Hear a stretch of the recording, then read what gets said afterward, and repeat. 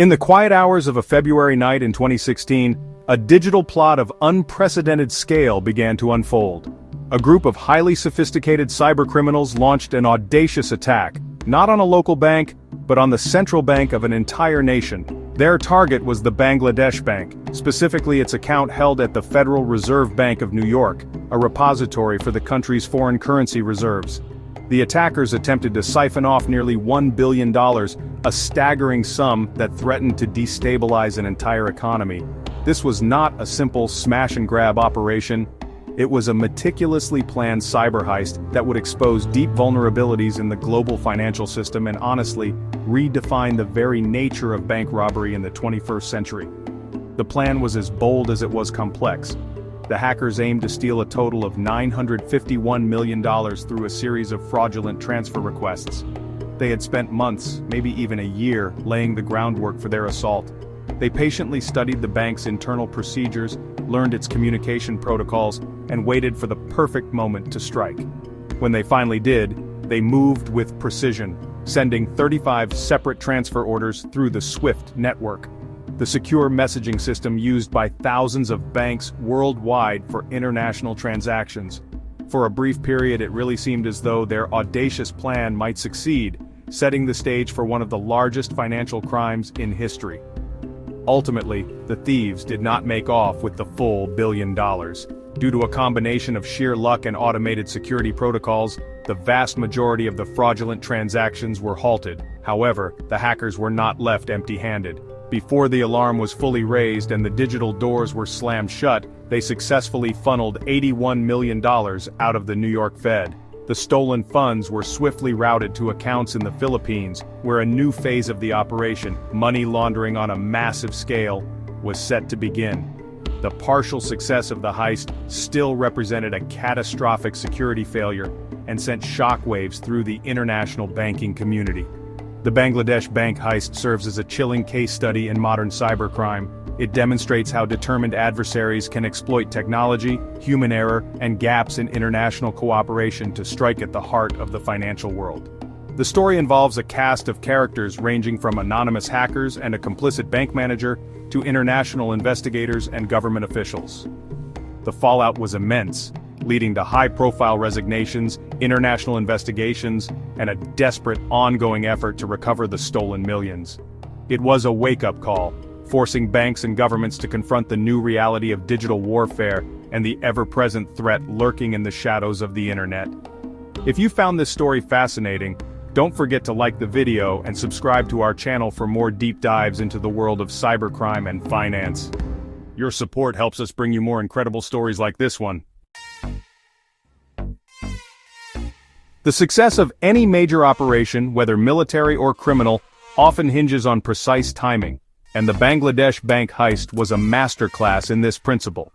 The hackers initiated their attack on the evening of Thursday, February 4, 2016, in Dhaka. This was a critical choice as Thursday evening marked the beginning of the weekend in Bangladesh, where Friday and Saturday are non-working days. This meant that the bank's offices would be largely empty, and key personnel would be at home, unreachable and unaware of the digital intrusion unfolding within their systems. The quiet of the weekend provided the perfect cover for the attackers to move undetected, manipulating systems without the usual daily oversight. The attackers' strategy brilliantly exploited the different work weeks and time zones across the globe. While Bangladesh was shutting down for its weekend, New York was just starting its workday on Thursday. This allowed the fraudulent SWIFT messages to be processed by the Federal Reserve Bank during its normal business hours, lending them an air of legitimacy. The transactions appeared to be standard, albeit large, requests from a sovereign client. By the time anyone at the Bangladesh bank might notice something was amiss on their return to work on Sunday morning, the transfers would have been long completed, and the money would be on its way to its next destination across the planet. The final piece of the chronological puzzle was the Philippines. The stolen funds were wired to accounts at the Rizal Commercial Banking Corporation in Manila. The money arrived on Friday, February 5th, a regular business day in the Philippines. However, the following Monday, February 8th, was a special non-working holiday for the Chinese New Year.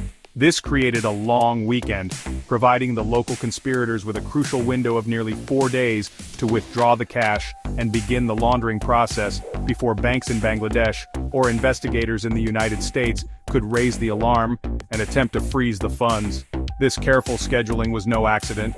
It was a deliberate and calculated move to maximize confusion and delay. This intricate coordination of international calendars gave the criminals a significant head start. They had effectively created a multi-day blackout period where the 3 key locations, Dhaka, New York, and Manila, were never fully operational at the same time. The weekend in Bangladesh prevented immediate detection, the workday in New York ensured the transfers were processed, and the long holiday weekend in the Philippines facilitated the rapid movement of the stolen cash.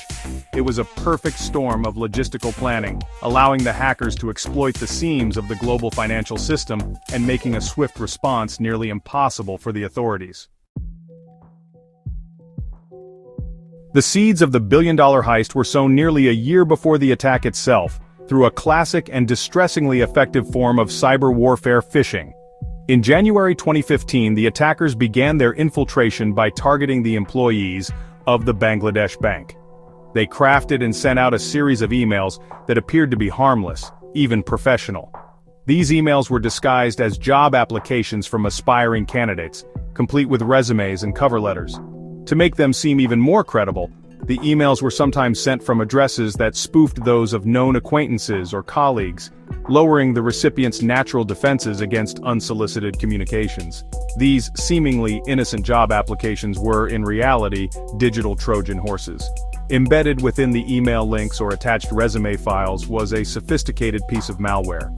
When an unsuspecting bank employee clicked the link or downloaded the document, the malicious software would secretly install itself onto their computer.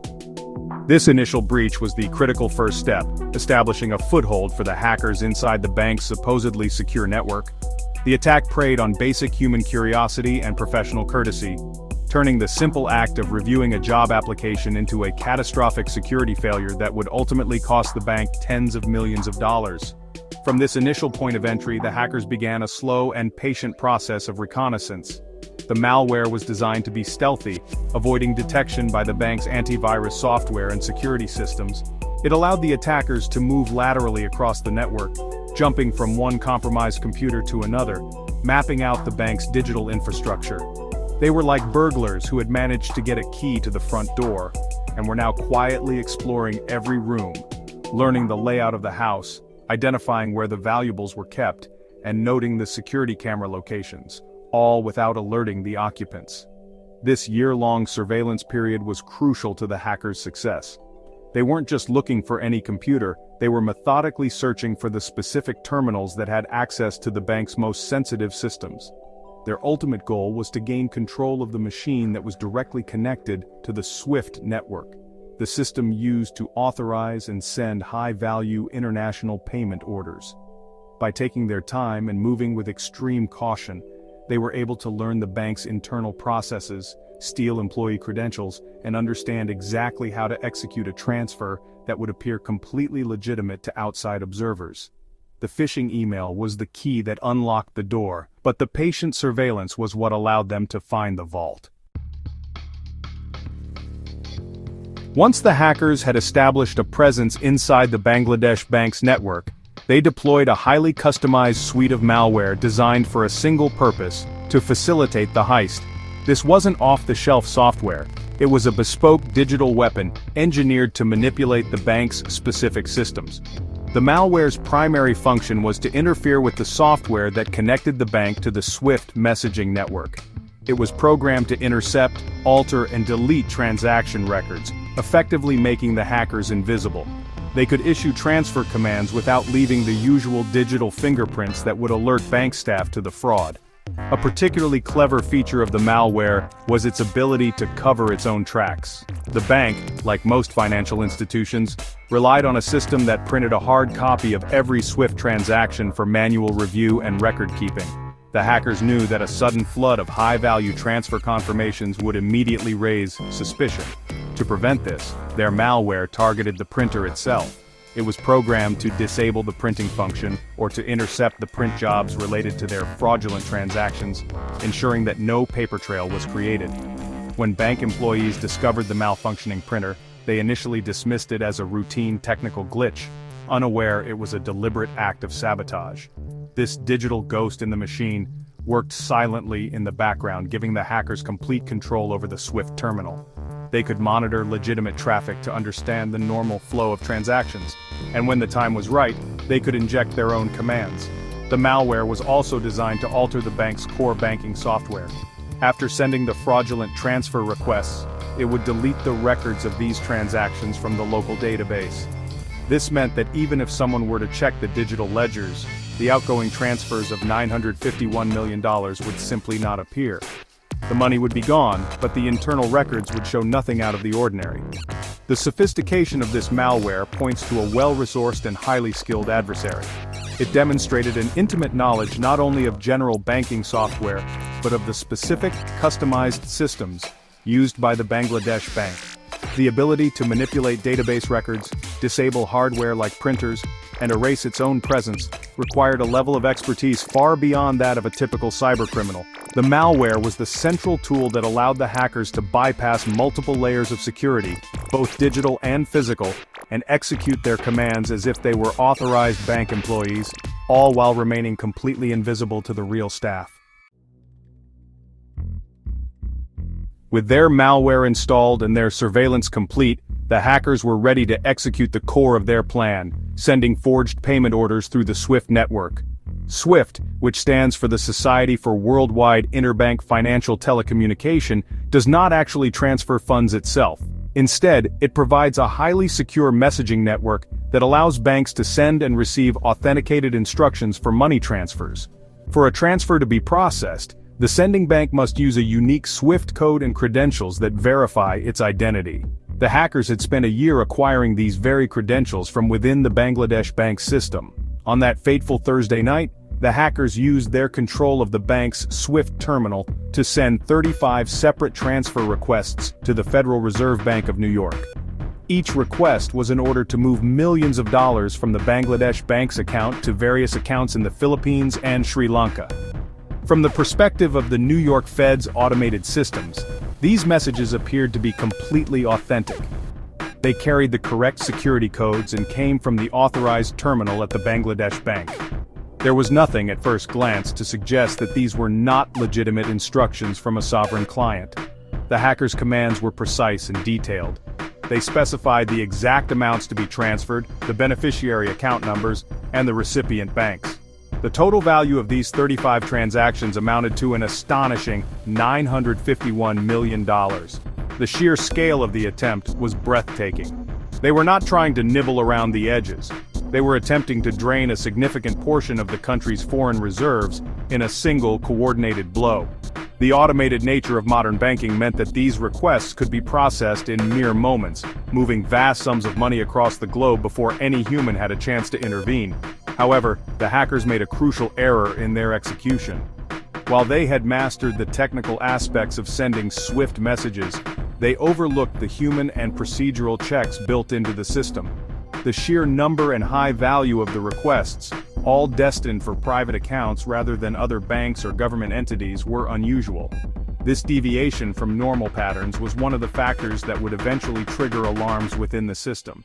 Their digital forgery was nearly perfect, but it was so audacious that it began to strain the boundaries of plausibility, setting the stage for the heist to partially unravel. Section 6. A glitch in the plan, the typo, that saved millions. The hackers' near-perfect plan was ultimately foiled by a simple, almost comical mistake, a spelling error. As the fraudulent transfer requests flooded the Federal Reserve Bank of New York, most were processed automatically. However, one of the transactions, a $20 million transfer destined for an account in Sri Lanka, contained a critical typo. The hackers had misspelled the name of the beneficiary, a non-governmental organization, as Shalika Foundation, instead of the correct Shalika Foundation. This seemingly minor error was enough to cause the routing bank, Deutsche Bank, to flag the transaction and seek clarification from the Bangladesh bank. This request for clarification was the first sign for the officials in Dhaka that something was terribly wrong. When they received the query from Deutsche Bank about the foundation, they were confused. They had no record of initiating such a payment. This single typo set off a chain reaction of frantic communications. The Bangladesh bank immediately contacted the New York Fed, urging them to halt all payments. By then, 4 transactions totaling $81 million had already been processed and sent to the Philippines. But the warning about the misspelled name came just in time to stop the $20 million Sri Lankan transfer and many others that were still pending. In a separate stroke of incredible luck, another set of transactions was halted for an entirely different reason. The hackers had directed a large batch of payments totaling a massive $850 million to accounts at the Rizal Commercial Banking Corporation in the Philippines. The address for the beneficiary was listed on Jupiter Street in Manila. When the Fed's automated system processed this, the word Jupiter triggered an automatic flag. The system's compliance filters matched the word to the name of an Iranian shipping vessel that was under US sanctions. This coincidence, completely unforeseen by the hackers, caused the system to pause the transfers and escalate them for manual human review. This manual review process saved the day. By the time Fed employees began looking into the flagged Jupiter transactions, the alert from the Bangladesh bank regarding the foundation typo had arrived. The combination of the 2 red flags was undeniable proof of a massive fraud in progress. The Fed immediately stopped the remaining 30 transactions, preventing the theft of an additional $870 million. The hackers' sophisticated plot, which had successfully bypassed layers of advanced cybersecurity, was ultimately undone by a simple spelling mistake and a coincidental street name, a powerful reminder that sometimes the simplest checks can be the most effective. Section 7. The Philippine Connection. Laundering the loot. While the majority of the heist was thwarted, $81 million successfully made its way to the Philippines. The money was deposited into 4 US dollar accounts at the Jupiter Street branch of the Rizal Commercial Banking Corporation. These accounts had been opened nearly a year earlier under fictitious names, with initial deposits of just $500, lying dormant until they were needed. As soon as the stolen funds arrived on Friday, February 5th, the laundering phase of the operation began. The money was consolidated and then moved with incredible speed to obscure its criminal origins, turning the digital currency back into untraceable cash. The primary mechanism for laundering the stolen millions was the Philippine casino industry. At the time, casinos in the Philippines were not covered by the country's anti-money laundering laws. This created a massive legal loophole that the criminals exploited to the fullest. A significant portion of the $81 million was transferred to accounts held by casino junket operators. These operators then converted the funds into casino chips for high-rolling gamblers. The money was played at the tables of major Manila casinos such as Solaire Resort and Casino and Midas Hotel and Casino, mixing the illicit funds with legitimate gambling revenues. This process, known as chip washing, is a classic money laundering technique. Once the stolen money was converted into chips and gambled, any winnings paid out were considered legitimate. The junket operators could then cash out the remaining chips, receiving clean cash from the casino cage. This effectively broke the money trail, making it nearly impossible for investigators to trace the funds back to the Bangladesh bank. The cash was then moved out of the casinos in bags and boxes, some of it exchanged into local currency and some of it flown out of the country to offshore accounts, vanishing from the reach of authorities. The efficiency of the laundering operation in the Philippines suggests a high level of local coordination and complicity. The speed with which the money was withdrawn from the bank, converted to cash, and funneled through the casino's points to a well-established network ready to act. The legal exemption for casinos provided the perfect cover, allowing vast sums of money to be cleaned with little to no oversight from financial regulators. The Philippine Connection was not just a destination for the stolen funds, it was an essential component of the heist, providing the critical infrastructure needed to make the crime profitable. Section 8. The Inside Job. A banker's complicity and downfall. The rapid movement of $81 million through the RCBC Jupiter Street branch would not have been possible without inside help. Investigators quickly focused on the branch manager, Maya De Guito. Evidence revealed that she was not an unwitting pawn, but a central figure in facilitating the crime on the ground. It was De Guito who had personally overseen the opening of the 4 fictitious bank accounts 10 months before the heist. She allegedly facilitated the creation of these accounts using fake identities and minimal documentation. preparing the perfect landing spot for the stolen funds long before the cyber attack even occurred. When the massive wire transfers arrived, DeGuido played a pivotal role in ensuring the money could be withdrawn quickly. Despite the enormous sums and the obvious red flags associated with dormant accounts suddenly receiving millions, she allegedly bypassed the bank's standard protocols. She authorized massive cash withdrawals, even reportedly arranging for a large volume of Philippine pesos, equivalent to $22 million, to be packed into her car for delivery.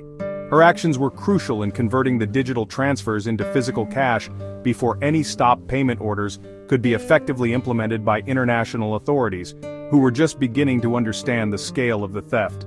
Her involvement did not go unnoticed. As the scandal erupted and Philippine Senate hearings began, DeGuido's story unraveled under public scrutiny. She maintained that she was acting on orders from senior bank executives and powerful clients, portraying herself as a small player in a much larger conspiracy. However, investigators and prosecutors painted a different picture, arguing that she was a willing and key accomplice who stood to profit from the scheme. Her defense was not enough to shield her from the legal consequences of her actions, and she became the first and to date, only person to be criminally convicted in connection with the heist. In January 2019, nearly 3 years after the heist, Maya DeGuido was found guilty of 8 counts of money laundering by a Philippine court. She was sentenced to a lengthy prison term, ranging from 32 to 56 years, and was ordered to pay a staggering fine of over $100 million. While she remains out on bail pending an appeal, her conviction stands as a rare moment of accountability in a crime where the masterminds remain at large. Her downfall serves as a stark warning about the critical role of human complicity in even the most technologically advanced cybercrimes. Section 9, The Aftermath, Lessons from a Landmark Cybercrime. The fallout from the Bangladesh bank heist was immediate and severe. The incident triggered a crisis of confidence in the country's financial leadership, leading to the resignation of the central bank's governor, Atiur Rahman, and 2 of his deputies. The Bangladeshi government and public were outraged by the security lapse that had exposed the nation's reserves to such a monumental threat. The heist publicly embarrassed the bank and laid bare the inadequacies of its cybersecurity posture.